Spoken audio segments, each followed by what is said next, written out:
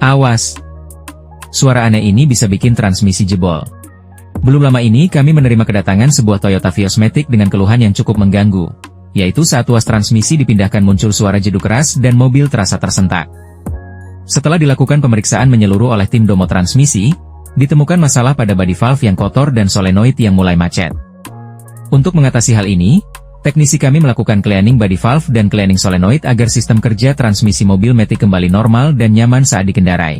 Bagi kamu yang ada di luar sana, jika kamu punya masalah mobil Matic, segera bawa ke Domo Transmisi. Yoi.